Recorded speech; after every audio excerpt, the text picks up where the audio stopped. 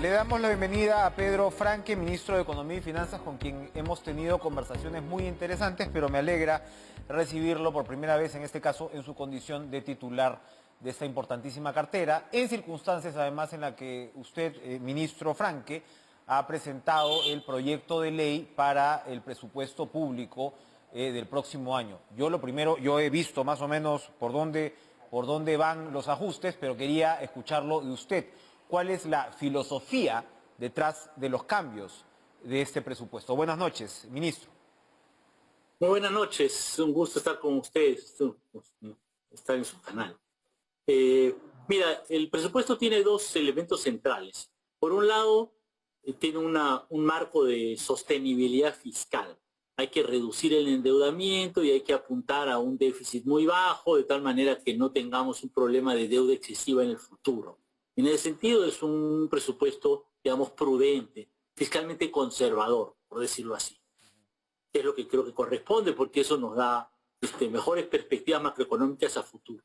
Y por otro lado, es un presupuesto que tiene determinadas prioridades. Este gobierno lo que ha planteado es como grandes prioridades: la salud, la educación, la agricultura, el empleo, ¿no? Esos son como las grandes prioridades. Desde luego, igual se entrega presupuesto a todos los sectores, pero en lo que estamos más empeñados y donde hemos puesto, digamos, los recursos adicionales que hay este año, es uno en salud, porque el sistema de salud es bastante deficiente, además necesitamos seguir vacunando y recuperar todo lo que hemos perdido de salud en temas no COVID los años anteriores.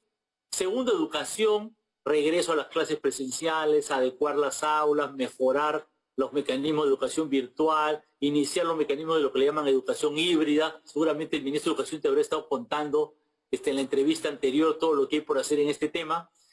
En tercer lugar, el tema agropecuario.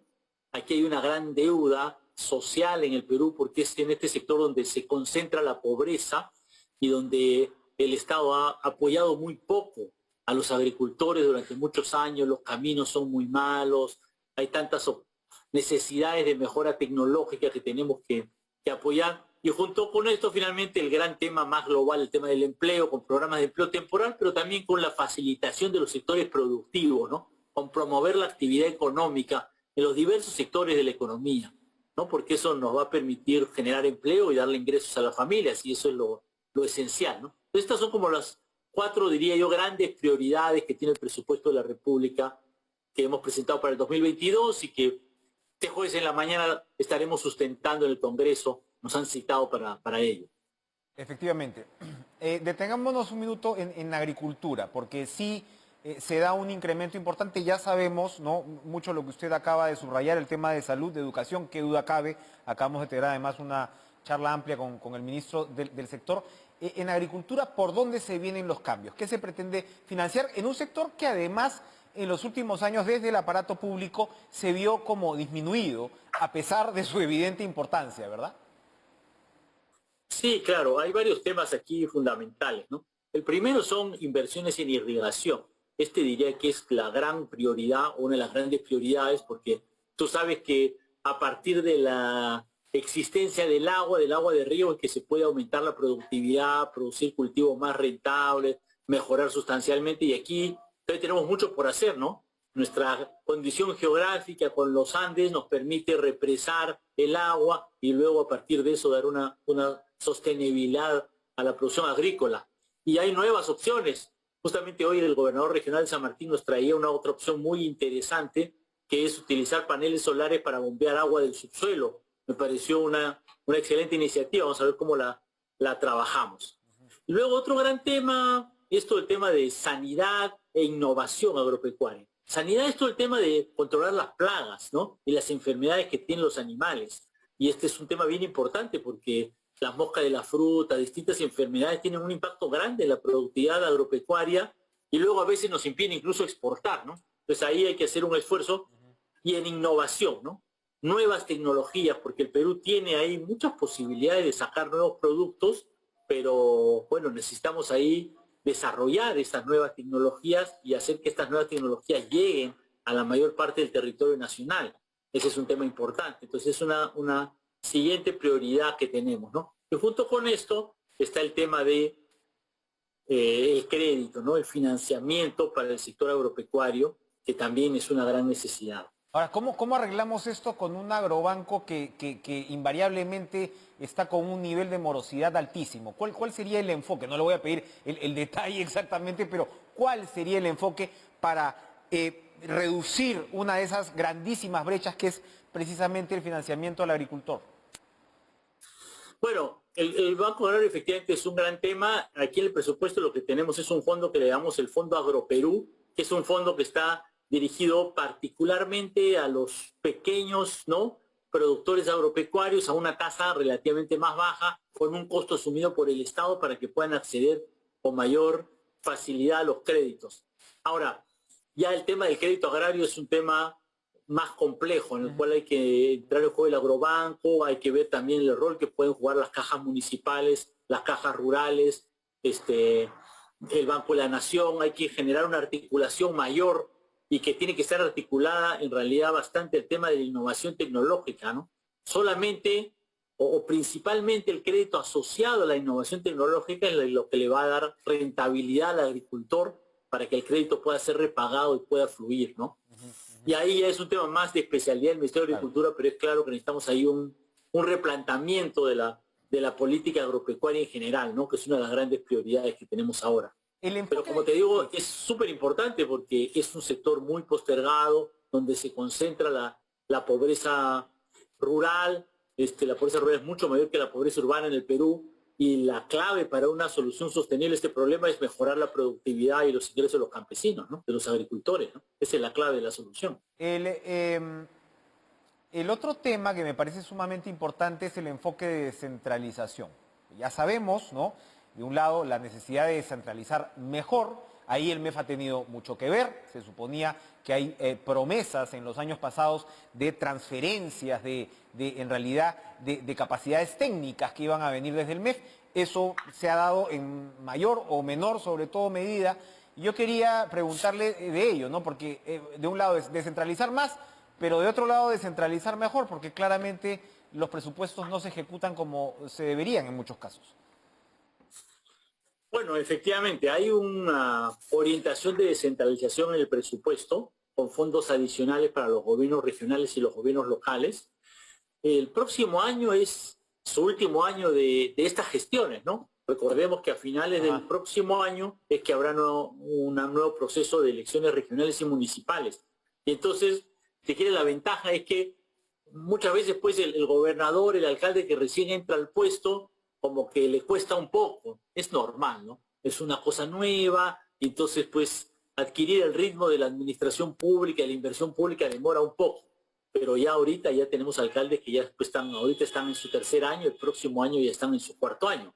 Y que además seguramente todos quieren pues salir lo mejor posible del cargo, ¿no? Es como lo que todo funcionario electo quiere, ¿no? Salir con honores. Entonces ahí creo que tenemos una cierta ventaja, digamos, el próximo año. Ahora, definitivamente hay un tema mayor aquí, ¿no? Y para eso tenemos un plan especial que se conoce como el programa de incentivos a la gestión municipal, ¿no? Es un programa que tiene el Ministerio de Economía y Finanzas que, por decirlo así, premia a las municipalidades que hacen mejor las cosas, ¿no? Hay una batería de indicadores que tienen que ver con cómo cobran su impuesto predial, con cómo tienen mejoras en la gestión, y en función de eso los mejores se les da un presupuesto adicional, ¿no? Y es interesante porque cuando uno habla con los alcaldes les interesa bastante, ¿no? Dicen, fortalezcamos esto, ¿no? Añadamos más cosas, pongámosle más plata, queremos que nos premien, ¿no? Queremos que esta idea de darle más a los mejores siga adelante, ¿no? Creo que es bien positivo este espíritu que existe ahorita. Ya este es un programa que se está consolidando y nos permite cada vez irlo mejorando, ¿no? Complejizando, añadiéndole nuevas cosas, de tal manera que poco a poco la gestión municipal vaya aumentando, vaya mejorando, ¿no? Un comentario. Ahora, sí. te diré que en realidad un gran tema aquí es la reforma del servicio civil, ¿no? O sea, esto no es solo para los gobiernos regionales y municipales, pero sí necesitamos pues un funcionariado público realmente comprometido, honesto y capacitado, y todavía no hemos logrado eso, ¿no? ¿Y por dónde va a impulsar eso? ¿Eso se impulsa por el lado de servir como tal? Bueno, efectivamente, ahorita el organismo encargado de eso corresponde a Servir, ¿no? Que no es parte del Ministerio de Economía y Finanzas, pero el Ministerio de Economía y Finanzas sí tiene un área especializado en recursos humanos y ahí por el lado económico nosotros echamos una mano, ¿no? Ahorita hay serios problemas en la administración pública por esto, ¿no?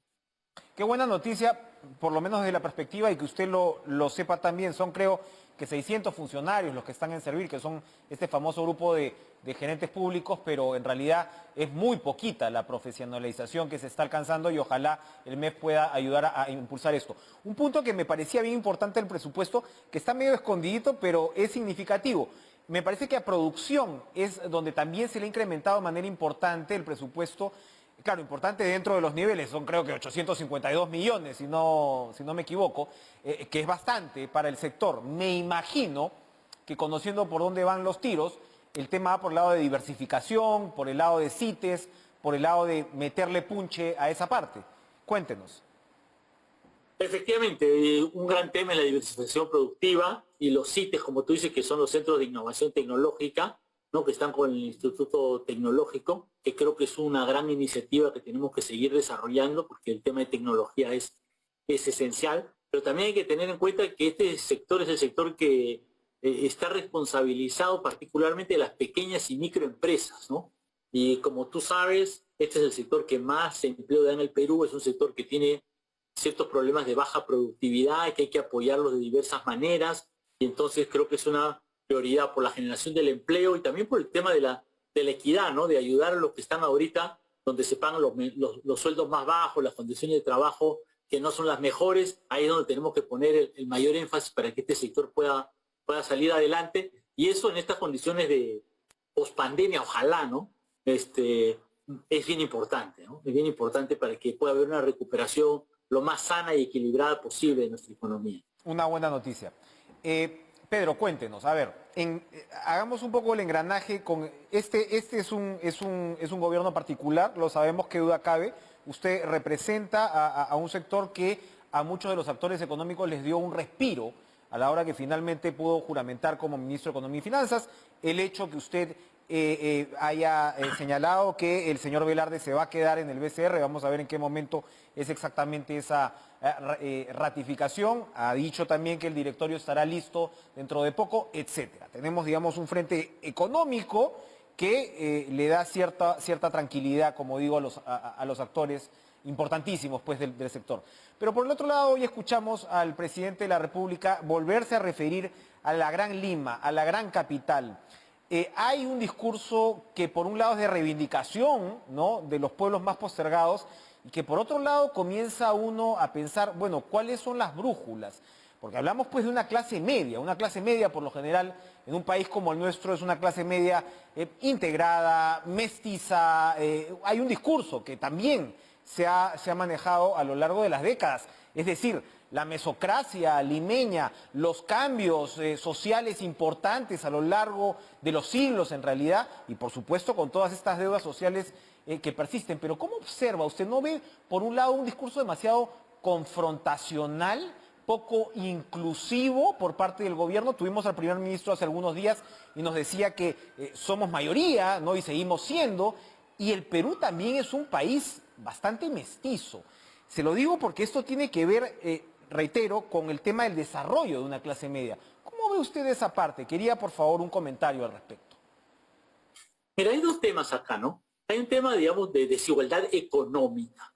Y efectivamente el Perú es un país donde las desigualdades económicas son grandes, donde hay un sector de pobreza importante y que se ha empeorado durante la pandemia. Y sabemos que en mayor proporción los más pobres del Perú están en la sierra y selva rural, en los pequeños centros poblados del interior del país. Eso se refleja en todos los indicadores, ¿no? Económica, y se refleja en el agua potable, se refleja en la salud, se refleja en la educación, se refleja en la mortalidad infantil. Todos los indicadores sociales te dicen más o menos esa misma historia, ¿no? Las zonas rurales de la sierra y selva del Perú son las más postergadas, las que están peor, requieren una reivindicación, ¿no? Por otro lado hay un tema, como tú dices también, digamos, de identidades étnicas, de identidades culturales, de idiomas. Y yo aquí también creo que hay una diferencia que salvar, Sí, por supuesto, hay un gran proceso de mestizaje y de mezcla cultural, pero también hay identidades culturales que están mezcladas, pero que tienen que recuperarse, ¿no?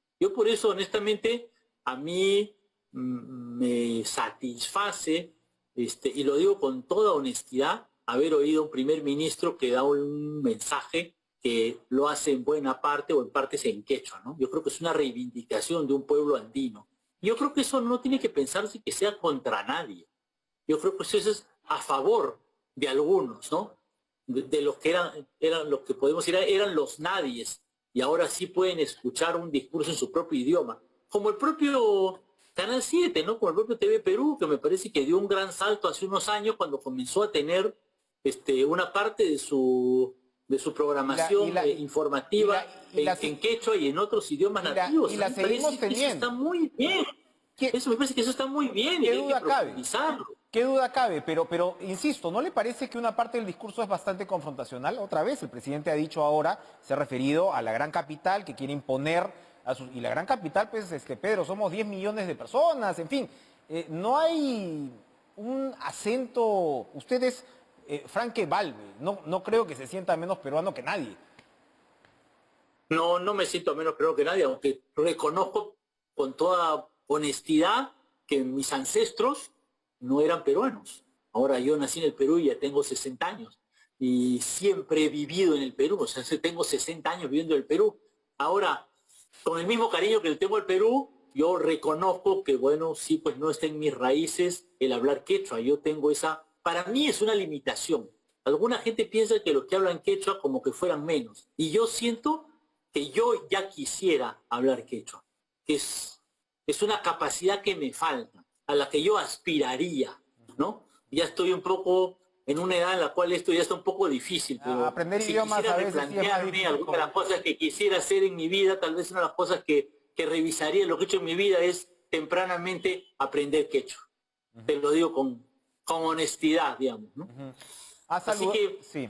no, y la gran capital, digamos, habría que, digamos, tal vez la frase, no muestra con tanta claridad el hecho que la gran capital la ciudad de Lima es una ciudad muy diversa, ¿no? Y tal vez lo que hemos tenido, yo sí creo que hemos tenido, son muchos gobiernos donde no han sido incluidos esta gran población indígena, esta gran población de pobreza, esta gran población rural, esta gran población de las provincias y los distritos del Perú. Yo no he hecho la cuenta, pero me parece, por lo que me da la impresión que, por ejemplo, este gabinete debe tener mucho más ministros provincianos que lo que nunca hemos tenido.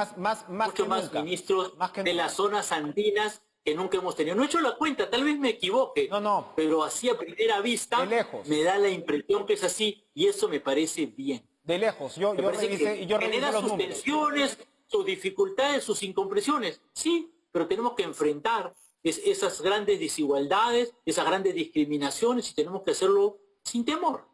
Sin temor, pero sin ser divisivos, ¿no? Es lo que yo diría, que a veces se respira en el discurso. Se nos ha terminado el tiempo, pero no puedo dejar de preguntarle. Usted ha dicho, qué bueno tener un primer ministro que da un mensaje en quechua. ¿Qué pasa con la otra parte? Usted retrasó su juramentación y juramentó por los derechos de las mujeres y ahora mismo vemos una controversia bastante desagradable al respecto. ¿Cómo ve esa parte? Pero déjame regresar un poquito, disculpe Enrique, porque tú hablas de lo divisivo y a mí me viene a la mente haber escuchado al presidente Castillo, no una, no dos, no tres veces, yo diría 5, 6, 8, 10 veces, hablar de que trabaja para todo el país, hablar de la unión de todos los peruanos, hablar de que estemos todos unidos. Entonces yo no ha sido el tono de hoy, de acuerdo, pero no ha sido el tono de hoy. No, insistiría, sí, yo creo que tú tienes la razón, digamos, ¿no? En el sentido de insistir en que la equidad de género, la igualdad de derechos sin importar la identidad étnica, pero sin importar tampoco el género o la orientación sexual, son temas fundamentales, ¿no? Yo creo que la igualdad es algo que nos debe unir a todos los peruanos, atravesando todas las fronteras y todas las brechas y todas las divisiones que a veces se generan y que deberíamos dejar de lado con una igualdad plena de derechos. Eso es lo que yo creo. Pedro Franque, muchísimas gracias por esta intervención. Vamos a seguir con mucho interés, además, el debate del Congreso sobre el presupuesto y usted ha marcado líneas importantes que ojalá puedan seguirse de la mejor manera. Gracias por estar con nosotros esta noche.